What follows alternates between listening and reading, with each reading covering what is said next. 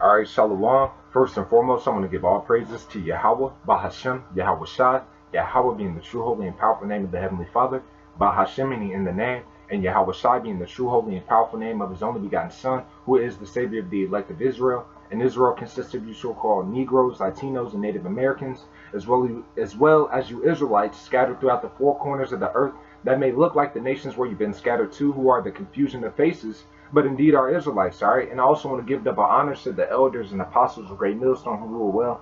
Peace and blessings to you, Akim, pushing out this word in all sincerity and in truth. All right, so what I want to do through the spirit and power of Yahweh Shem Yawahashi, I had a Jake ask me pretty much what does he need to do to get closer to Yahweh Shem Yawahashi, all right? And, you know, I was kind of meditating on it, and I thought it'd be edifying if I just put a lesson together that may edify on that point. But first and foremost, getting into it, man, it all goes to predestination, all right? Because quite frankly, you know, this is just how the Lord has written it, man. He's not accepting everybody, man. He's not dealing with everybody. He's already predestined from the beginning who's going to be close to him and who's not, man. And the elect, the 144,000, as well as the 1/3 and the remnant that is also going to be delivered throughout the four corners of the earth, man. You know, they're going to be the ones that are going to be close to Yahweh Shem Yawahashi, who he's going to accept with him, man. So it goes back to predestination. And I want to back that up really quick, all right?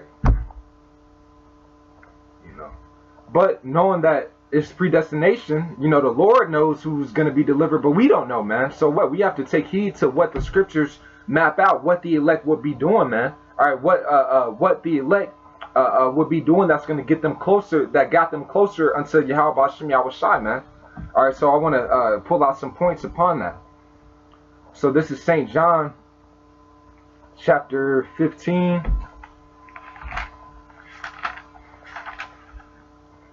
Shalakia.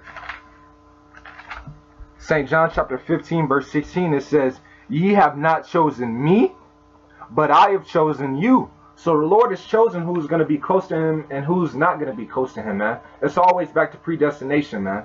It says, "Ye have not chosen me, but I have chosen you and ordained you that you should go and bring forth fruit and that your fruit should remain." So that lets you know, man, that's not unto everybody, man. The Lord didn't choose everybody, all right? He didn't choose everybody to be close to him, man. And us receiving the faith, this gift of faith pursuant to Ephesians, the 2nd chapter, the 8th verse, man, us receiving this gift of faith from Yahweh Shem Yawahashi is a sign that we might be those men who the Lord has called and chosen, man.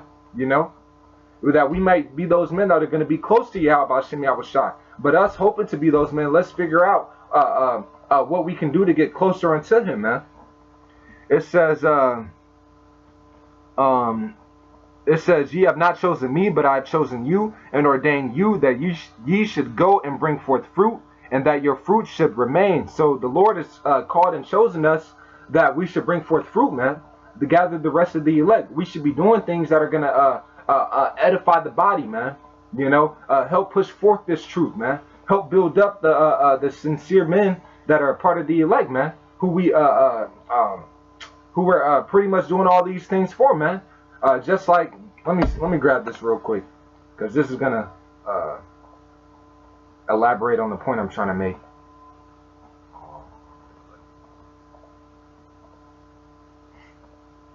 This is 2 Timothy 2:10. It says, "Therefore I endure all things for the elect's sake, that they may also obtain the salvation which is in Yahawashi Mashiach with eternal glory." All right, so yeah, everything is for the elect's sake, man. You know, so the Lord has called and chosen us to this knowledge that we may also bring forth fruit, man. You know, but this is a sign that we might be those men, man. It says, "And that your fruit should remain, that whatsoever ye shall ask of the Father in my name, he may give it to you." All right, so the Lord is going to give us the things that we're praying for, because what our mind is geared towards building up the elect, man. You know, geared towards pushing forth this truth. So we're praying for spiritual things that are going to help do what he wants to do, man, which is gather his elect. All right. So, nevertheless, let me go ahead and jump to the lesson.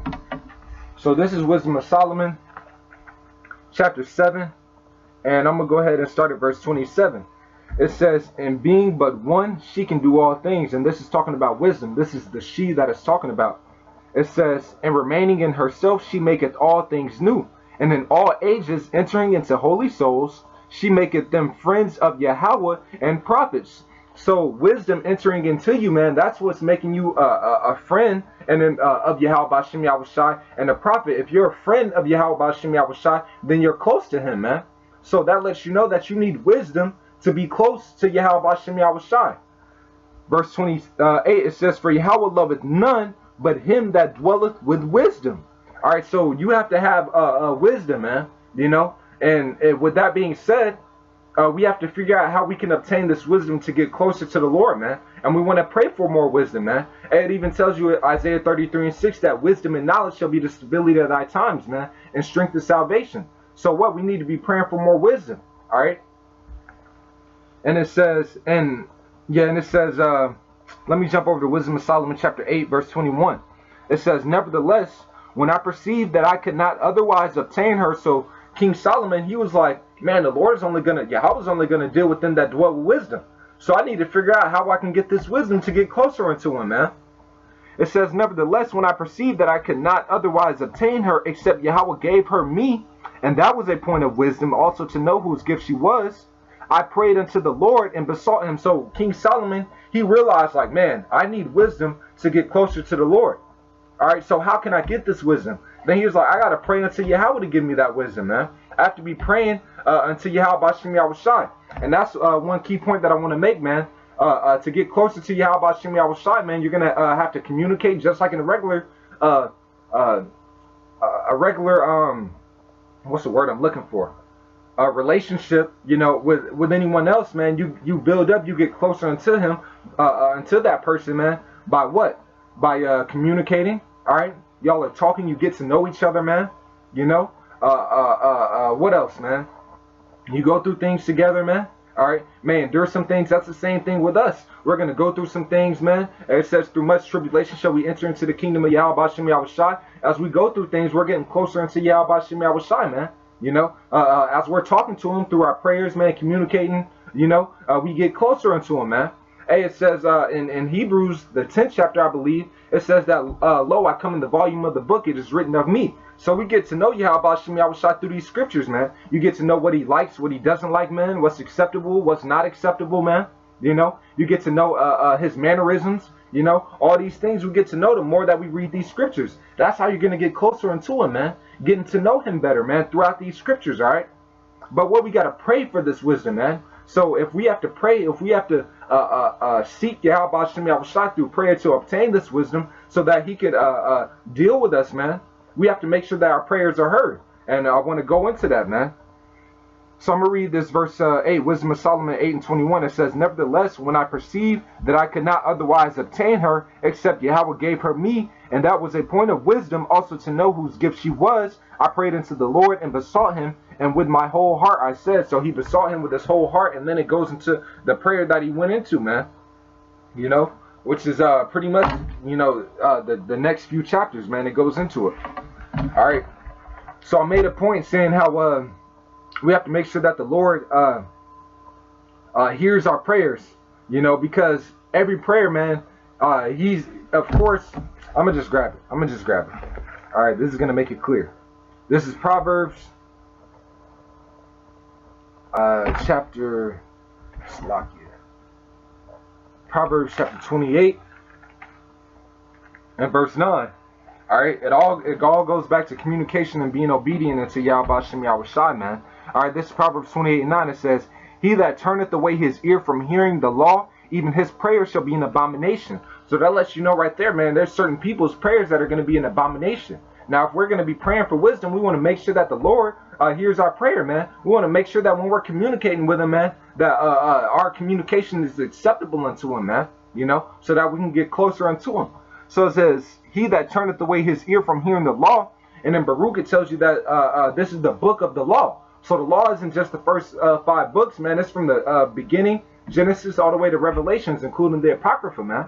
You know, so this is the book of the law. When the Lord is showing you something in the scriptures, you know, you might get cut. You might be reading something like, damn, snap, that wasn't brotherly. Maybe I need to do this or that, or whatever the case may be. Whatever the Lord reveals unto you that you need to work on, man, you want to take heed unto that, man.